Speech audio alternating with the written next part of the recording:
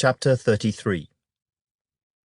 Then the Lord said to Moses, "Depart, and go up from here, you and the people whom you have brought out of the land of Egypt, to the land of which I swore to Abraham, Isaac, and Jacob, saying, To your descendants I will give it.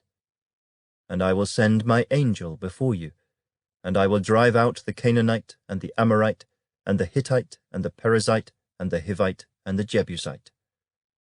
Go up to a land flowing with milk and honey. For I will not go up in your midst, lest I consume you on the way, for you are a stiff-necked people."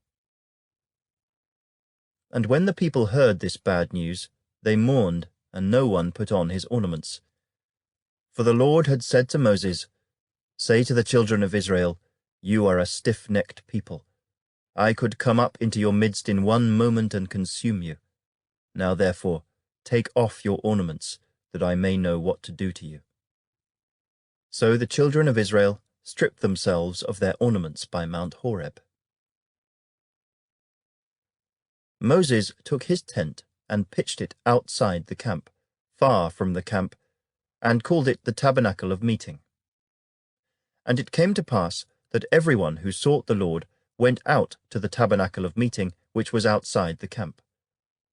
So it was, whenever Moses went out to the tabernacle, that all the people rose, and each man stood at his tent door, and watched Moses until he had gone into the tabernacle.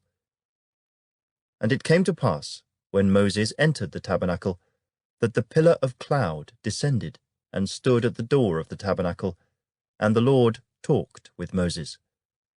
All the people saw the pillar of cloud standing at the tabernacle door, and all the people rose and worshipped, each man in his tent door. So the Lord spoke to Moses face to face, as a man speaks to his friend. And he would return to the camp, but his servant Joshua the son of Nun, a young man, did not depart from the tabernacle. Then Moses said to the Lord, "See, you say to me, Bring up this people. But you have not let me know whom you will send with me.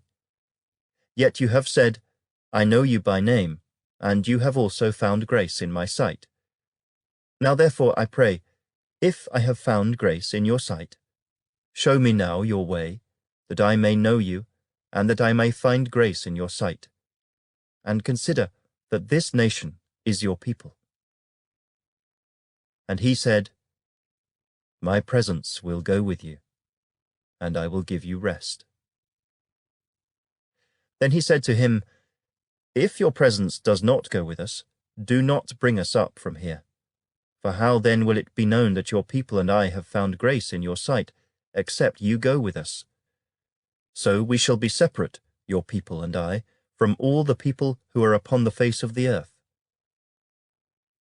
So the Lord said to Moses, "I will also do this thing that you have spoken, for you have found grace in my sight, and I know you by name."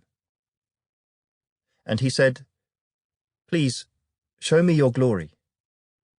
Then he said, "I will make all my goodness pass before you, and I will proclaim the name of the Lord before you. I will be gracious to whom I will be gracious, and I will have compassion on whom I will have compassion."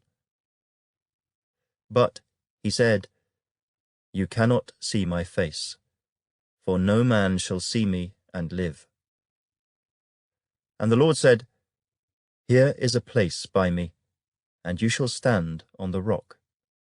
So it shall be, while my glory passes by, that I will put you in the cleft of the rock, and will cover you with my hand while I pass by. Then I will take away my hand, and you shall see my back, but my face shall not be seen."